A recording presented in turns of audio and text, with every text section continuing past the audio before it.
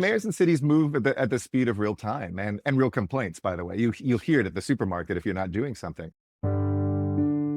I'd love to start with your time as mayor of Los Angeles Yeah. from a climate perspective.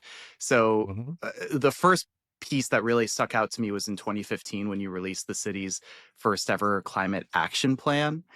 And I'm wondering, you're like more than 10 years after first proposing that. So, looking back, kind of what are the key elements of the plan that for you were proven to be most effective looking in the rearview mirror? I've had this incredible gift of public service. I had 21 and a half years in local government and 2 years as an ambassador.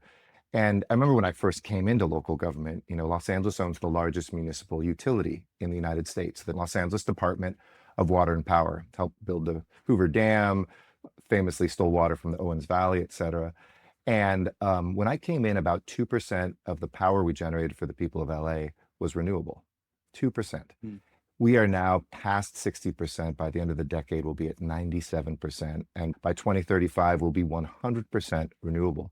So almost in the time that I've had my career in public service, I've watched it go from Like, virtually zero yeah, to all the way to 100, virtually which 100. is Yeah. to me, yeah, which to me is incredible. I mean, to see those days where we have in the state, not only solar as the main driver of our power, but then storage being the number two, which people never thought would happen. When I became mayor, though, really looked at the 5 zeros, zero carbon electricity, which I just talked about, Yeah. zero carbon transportation, zero carbon buildings, no waste, and no wasted water. I think waste is the one furthest behind, and all of us really have to contend with how we're going to get a recycling or reuse regime that works for everyday people and that actually isn't just us throwing it into a bin that makes us feel good but never gets recycled. Zero water takes the longest, but we're going to recycle 100% of our water, and we're on track to do that. And I'm really proud of that because that will almost give us 50 to 60% more water in LA. Droughts will never keep us from being able to sustain population growth and life. But we've done that in a smart way too, where people are planting native plants and doing the right things for, their neighborhoods.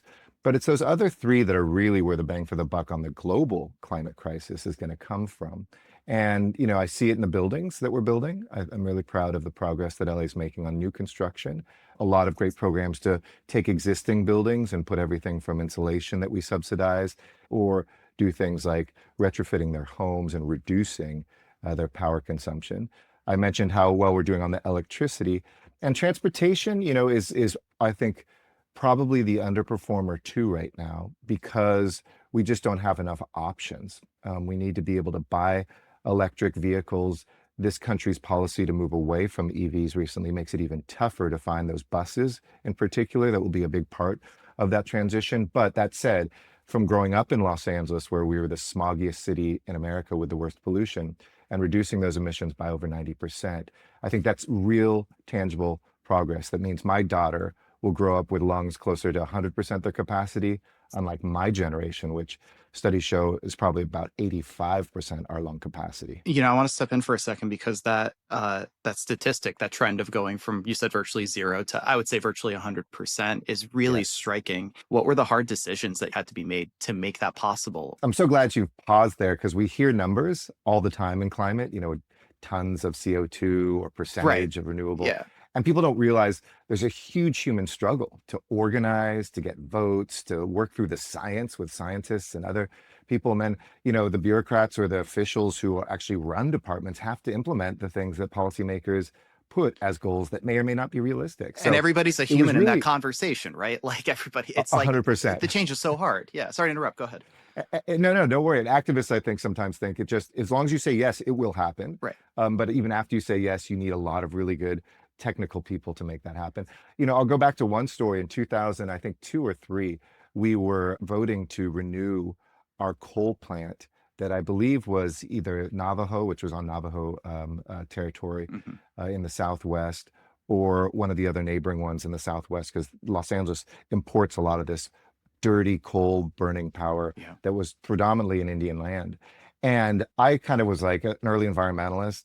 Nobody was against this. Our city legislative administrator, who's kind of the shadow 16th council member and the most powerful by far, said, I bet you're an environmentalist, you're going to vote against this, but don't worry, we got this cooked. And I turned to another young council member, we were both in our early 30s, and said, "Don't you want to vote against this?" His name was Alex Padilla. He's Mm, now our senator. And the two of us said, "Yeah, let's start organizing." And then suddenly we got three, four, six, and it's a 15-member council. I think by the end of it, we had 9 votes that voted to divest for the first time from coal. mm, And this chief legislative analyst came up to us and said, "Wait a second, how did you guys do that?" And to me, that was a real turning point because everybody inside the department thought environmentalism was a fringe part of running utility. You know, right. we'll do a little bit, it costs a lot. And, there were 3 or 4 times in that time when I was like actually a council member where we had to say, I know it's more expensive today, but I'd always argue the long-term costs of living cheaply in the short term have to be assessed. It's not about the next year's budget. And so we were buying solar. We even did a feed-in tariff, which is when people can put solar on top of big industrial buildings and we pay the landowners so they have a stake in it. Probably 3 or 4 times what solar power costs today. And everybody always says, though, if you hadn't done that, though, there wouldn't be the predictability to bring down the cost so that now, when we opened up the largest solar and battery storage construction project in the nation's history for utility when I was a mayor, that was cheaper than a new gas plant. Mm. So, there's these moments in which you need to convince the people inside a department who might roll their eyes, okay, these lefty politicians or whoever want to do things, but they don't really know how to run a utility. And I love LA because we have the utility under our direct control, but Mm. we also have experts. And I think it was convincing them. The second thing I'll say is we involved the national government back when it was a positive partner for these things. So the National Renewable Energy Lab actually ran over 1 million scenarios with their supercomputers looking at the predictability because people want to make sure the power doesn't go off, Right. the cost, make sure that they can afford it, and making sure that it was 100% renewable. And they gave us the statistical and analytical confidence to say, this will work. And that's what finally allowed us to move to it. And I'm always interested in that connection between like the environmental cost, but also like the human connection, kind of like what you're describing. And I'm happy that you brought up EV infrastructure too, because you push hard on building electrification, which you talked about building on EVs in LA. You have a wide scope too. So where do you see cities, and I'm not just talking about LA, but cities in general, Yeah. actually moving the needle towards decarbonization? Where do you feel like they're falling behind at the same time? Well, let me give a hopeful message first, because Yeah, I think a lot of people are feeling down. sure. Yeah. And the first time this president was elected in the first term, I was chair of something I'd co-founded with 2 other mayors called Climate Mayors, which was the group of, mayors, by the way, who were, yes, Democrats, nonpartisan, like in cities like LA, and also Republicans. And we had, a few dozen folks who were looking at climate solutions together. And the day that the president announced he was going to withdraw the United States from the Paris Climate Accords, the only country in the world to do that, it was one of those days where we had a real fork in our emotional journey. We Mm. could get depressed, go into a corner, ball up, and cry. Or what we decided to do the second is we could actually pick up the phone and started calling people. And I was actually in Wisconsin at the time, and I started calling a few mayors saying, hey, if he's out, can we say we're in? In other words, cities will pledge the science and the methodology and the goals of Paris decarbonization, and will show America moving forward despite the federal government, not because of it. And at the end of that week, we got to like 100. And then like 100 a week later, mayors. it was over 200 mayors. Yeah. And then we had calls coming in from people saying, my constituents are bugging me to sign on to this thing that you're doing. Just put me down because it's too much pressure to take. And by the end, we had 737 mayors in 48 of the 50 states Wow. signed on this amazing coalition that one mayor said, if Hillary Clinton had been elected president, I bet we would have been pretty lazy about this. In some ways, Yeah, yeah. there's this moment in dark times where we light the light and we realize our own agency. And no federal government, one you like or dislike, can take away most of the tools for things like building codes, for things like, the electricity, if you have a public utility the mix that you want to put in there, a lot of the regulations you have, and your transportation policy. So if you want to install electric vehicle chargers, as Los Angeles has done aggressively, we have the streets that we control, the sidewalks. I drove my daughter to school today and saw EVs plugged in on the street so that renters who might not have electric chargers have a place to charge and can get an electric Like vehicle. on street parking, And you're saying. Exactly, I right would there have on the loved main that. I street. did street parking in San Francisco actually, and I was like, man, I just wish that I Right. had that. Yeah, sorry, It's go ahead. Yeah, tough. yeah, it's tough. No, I got my first EV in 1998. It was a GM EV1. The Whoa. movie Who Killed the Electric Car. Yeah, I'm in yeah. it when GM made the boneheaded decision, and we were begging them to buy them to crush all of these. And we did a mock funeral at the Hollywood Forever Cemetery here in town. And I think I said something like they're gonna have to. Pull this out of my dead cold charger, but they did take the cars back, and I've been driving EVs ever since. And so when we see good policies at the national level, like we did in the Biden administration to install electric chargers, but none of them actually got installed, it wasn't just a federal problem. It really is a local problem that in our local areas, we didn't have the leadership where people say, we will take parking spots that today are for anybody and make sure that those are EV parking spots and put chargers there. We will take public parking lots and land and make sure that this infrastructure gets done. It was our own local opposition in some ways that slowed down that pace and didn't get those EVs in place. And then with our metro system here, we also have a really aggressive electric bus program. And we've installed these superchargers for instance, right by me a couple blocks away is the busiest BRT, bus rapid transit line in America, which goes through the heart of the San Fernando Valley, where I grew up and where I live, a place that would be the sixth largest city in America. And they supercharge at the end of the line and go Mm. right back. And so it's quiet, clean transportation in a place where I grew up with the worst smog in America. So I want to go back to the climate pledge of your bid with the 2028 Olympic Games because they were built as the first climate positive Olympics. Was the climate positive part of it part of the Olympics pitch? Percent. It's always been a games changer, not a game changer, but a games changer. In 1932, we invented the Olympic Village, the podium, the photo finish, some of Really? the first Oh, women's that's so races, all interesting. this crazy stuff. We even renamed 10th Street here because it was the 10th Olympiad, Oh, Olympic Boulevard, oh, which a lot of cool. people don't know. That's why it's called Olympic Boulevard. In 1984, 76 Olympics in Montreal had almost bankrupted the city. People said it's dead. There was boycotts in Moscow, boycotts coming to LA, and we launched a private sponsorship model and brought in the first wheelchair race and saved the Olympics, saved the U.S. Olympic Committee, et cetera. And so we kind of said in our bid, we would make this the most sustainable games ever, even carbon positive, because every game says they're going to be the greenest, but that's really in the operations, like maybe they'll recycle a little bit more or have a couple displays that are about environmental activism in the city. The most radical thing we did is we said, we're not going to build an Olympic village and we're not going to build any new facility because the Olympics had gotten to this thing where in order to get the votes from the Handball Federation or the delegate from Senegal, they want something and you want to build it and you say, okay, I'll do that. Or they're building rail lines that get from the Olympic Village to the main stadium, but no actual person after the Olympics needs that line to exist. A waste of carbon, a waste of construction, and empty buildings and stadia sometimes afterwards. So we used UCLA's campus, which has amazing dorms and a food system that already works and already has sports facilities as the Olympic Village. We said we will use existing facilities, or even more radically, in the case of something like canoe kayak, which we didn't have, we're going to go to another state, Oklahoma City, where it's already built and the best national course is already there. So we thought about how we could really put it in the not sprinkling over the Olympics, but the bones of the Olympics. And now the Los Angeles Clean Tech Incubator is leading pledges from companies, whether it's electric chargers, whether it's the utilities pledging to stand up 100% renewable power for the excess power we need to do. We're confident we're going to give more back Mm. to the grid than we're going to take out.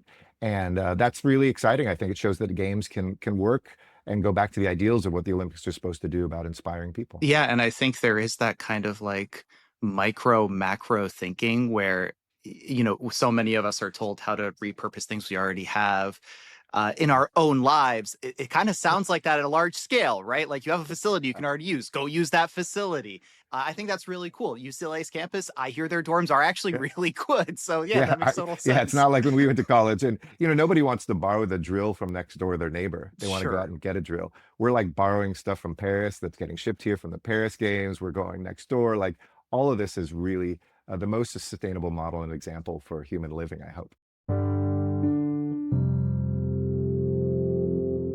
on one hand, if you go to the COP, I was down there in Brazil, Mm. and you see petrostates blocking anything, our country not there officially, and really, no commitments made.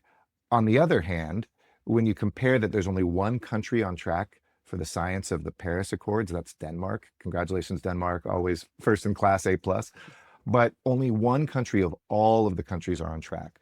But when you look at cities, 73% of those 100 largest cities have already capped their carbon, Mm. and 75% of them are on track or ahead of the Paris science. And here's the best statistic of all: those cities are moving 5 times faster per capita at decarbonizing than the global average. Wow. So those 100 biggest cities, Hmm. which are beasts to manage, trust me, I've managed one. They're like countries. Yeah. Don't tell me if you're a national prime minister or president, you can't do it. We are proving it by decarbonizing across the board. We haven't talked about ports, for instance. They started a green ports initiative to decarbonize ports, which are huge, huge polluters globally.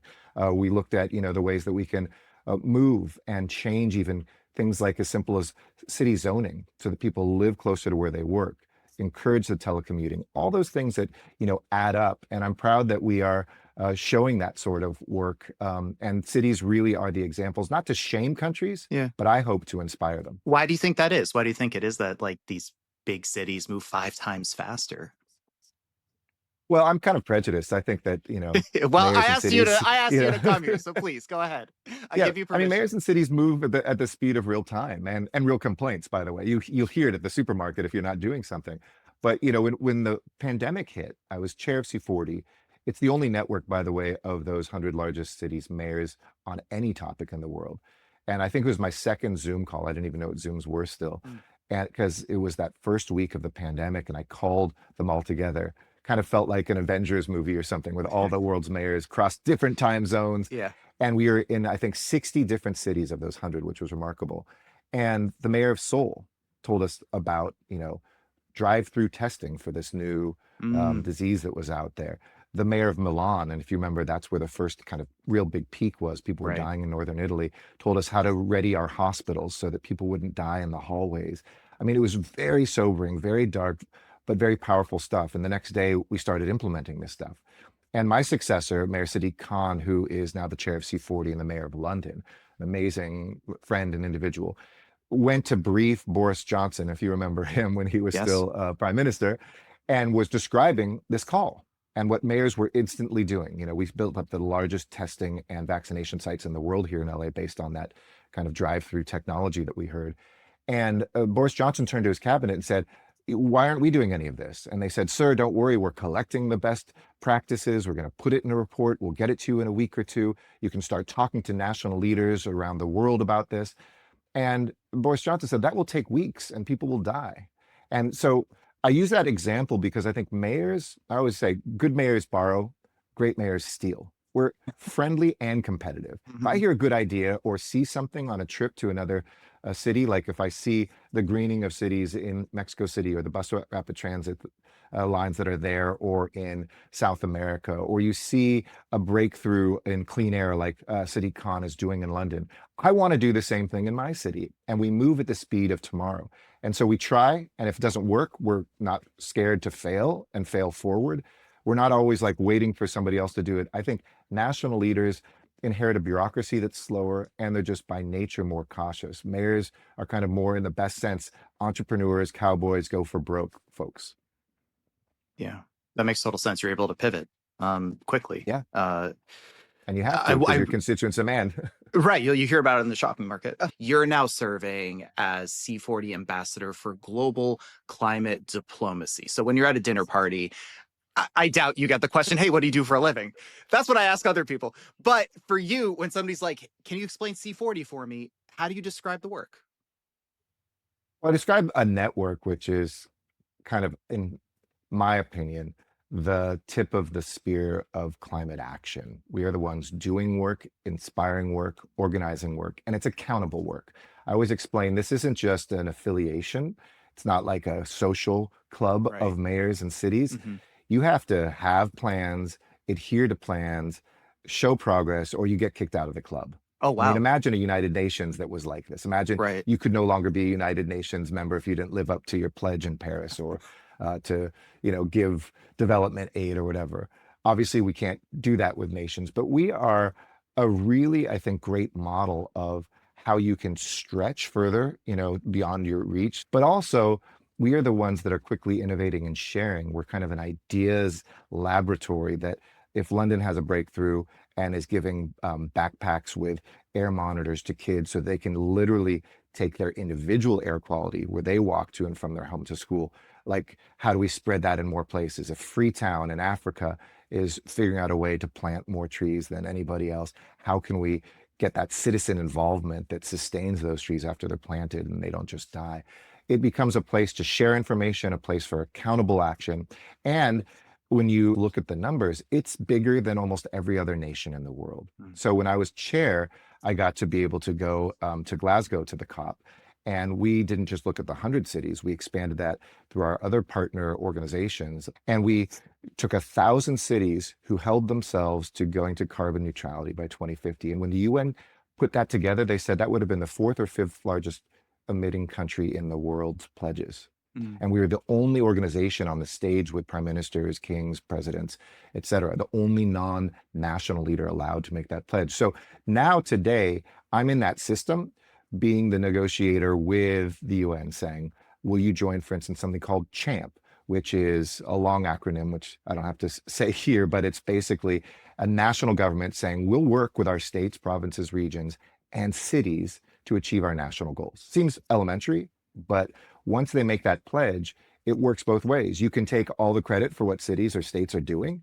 And at the same time, you might pass great legislation like we've seen in this country, but the federal government isn't capable of implementation of much because that's just not what a federal system like here or India or Brazil or other places have.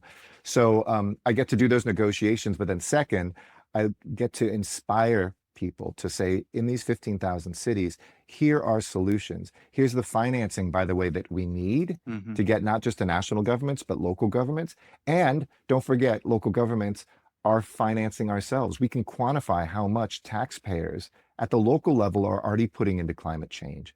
And then the last one, which is something got back to when I was mayor, we can prove the economic benefits. LA outpaced every other big city in America. Bloomberg News did this analysis. The investments we had made in water, in electricity, in transportation, and they said probably 60 to 70% of the job growth was green industries, green jobs, and the green transition. So I always tell people, like, I don't care if you believe in this, your constituents are feeling the impact of climate change. But even if you're just a hard-nosed person looking at jobs in your city, we can make the case of why this is important. And C40 doesn't just do that in a macro sense. We look at economic justice and what are the communities that are left behind and how can we get those jobs to go into the poor areas of any city. So it's really larger than just climate. It's about Yeah. economic justice, economic stability, health, and safety, as well as getting these goals. Can you think of an initiative that comes to mind where it kind of hit all those buckets, where there was that knowledge sharing, there was the on the ground advocacy, justice? It kind of puts it all together for you. So we have a whole initiative on clean air in Mm. our cities, and we make pledges in the central district to make them oftentimes car free, or single passenger car free. Those are immensely politically difficult things to do. Mayor Hidalgo in Paris closing down the freeways that were on the Seine, Mhm. so that people can walk and bike there. Mayor Khan in London, as I mentioned. In South America, we have a number of these cities. So we have a whole initiative just around, let's take the urban core of a city back and make sure that they are clean air zones. And whether it's the truck traffic, whether it's the single passenger cars, whether it's not enough investment in public transit, not walkable or bikeable communities, those I think are the ones that are really giving people hope in the short term that the climate movement isn't just about things that our children's children hopefully will inherit when carbon peaks and it comes down, but that will actually give relief right now to the quality of life, extend the life of people. I've been living in New Delhi for the last 2.5 years, and it's the worst air in the world. I mean, growing up in Los Angeles in the 70s, 80s, I thought was bad. Most machines stop at 500 on the air quality index in India, they cap there. But at the embassy, we have ones that can keep measuring up. We had a day where I believe it was the highest measurement in any city in human history at any time, Wow. 1,738. Wow. And it's estimated that in New Delhi, if you work outside or don't have air filters in your home, which the overwhelming majority of people don't, that probably your life is going to be cut 10 years short if this air quality stays in That's place. tragic. We saw it in Beijing, and China did great work to turn that around. And I gave lectures at Peking University about how LA had done it and how governance and popular participation is there. But when you look at that C40 initiative on clean air in the core of our cities, that's really about saving lives today, not about like saving the earth tomorrow. You had mentioned trying to do the work during a more hospitable administration. My words, not yours, but trying to put this action into place. And the US federal government has oscillated dramatically on climate commitments, to put it mildly. So, how do American cities maintain credibility with international partners when the policy just like shifts under your feet? How do you approach that? Two things I would say. One is I always remind my international friends there's the show and then there's the actual statistics. Mhm. And sometimes the show, don't get me wrong, there's damage happening with the policies that the show is about, like that wind is suddenly bad or that we shouldn't have EVs. And we're seeding the future, by the way, competitively to other countries when we do that. We're shipping jobs literally outside of America. But then I also say the substance, the actual actions in places that aren't just California, run by, a democratic government, or cities that are generally more liberal, more traditionally pro-environment, but places like the Permian Basin in Texas, which is a solidly red state, a place that is run by Republicans, where the largest oil basin in America is being decarbonized aggressively with solar and wind, with corporate investments that aren't political. I think there's a clash that'll happen between the show and even people on the so-called political right that know that this is where the world needs to move. It's where markets are moving. I have friends who are investors in this space who said there's never been more deals and they've never been cheaper. So Hmm. keep on bad-mouthing environmentalism and we'll be able to buy it for even less and do it more quickly. So that's point one. Point two is when I was down before we started the actual COP in Brazil that was up in the Amazon, we were in Rio a week or two before with all the cities of the world, looking at the subnational level. We had American states there and regions and states and provinces from around the world. And of course, the biggest delegation of subnational leaders was Brazil because they were hosting. Mhm. But the second biggest group, Kusha, was Americans. And I think that Really? so many of my foreign friends said, this is awesome to see so many Americans not only showing up to say we're still here, but to say what they're doing, which is as aggressive as it would have been 2 years ago. Sometimes there's some limits, some micro handcuffs that we put on us, but the federal government isn't our partner, and that's too bad. That's their loss. But again, we haven't ceded the power we have. We haven't stopped the plans that we have. We haven't stopped protecting our people who are experiencing the front line of those fires and those floods and the damage and the lack of being able to get, insurance in a home in Florida or in California.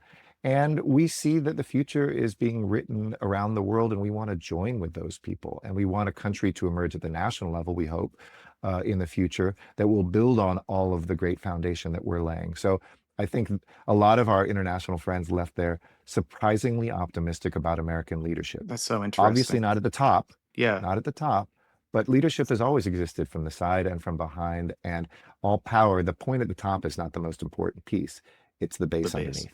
There's this other element to that that I always have on my mind, which is kind of the inequity of those who contribute versus those who suffer to climate change. I feel like it's a great opportunity to get to talk to somebody who's worked on all different angles of that, because my understanding, at least, is that developing countries that have contributed the least to climate pollution are like tragically the ones that face most of the effects, and there's a huge power imbalance. So when a leader from like a richer, more powerful country works with leaders from less powerful countries, what's the best approach there? How do you navigate that?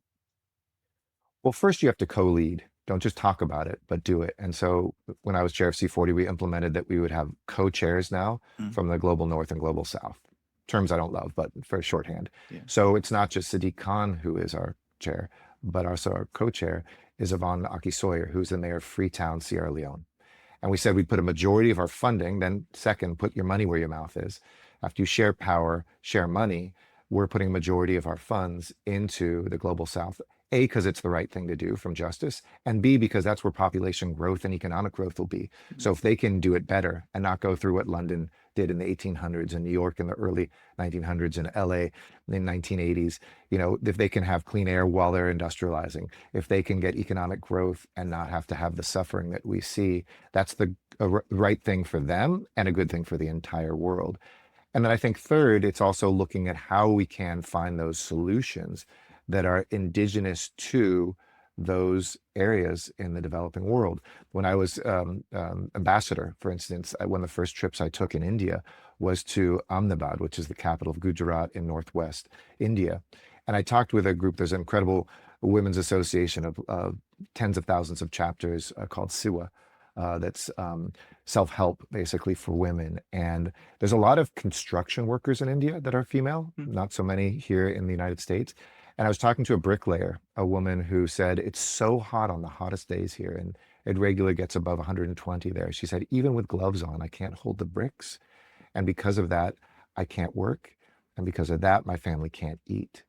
And we looked at a model where they kind of came up with, and we got some capital in from, the West to be able to fund an insurance for jobs that are climate sensitive so that she can get paid those days and feed her family.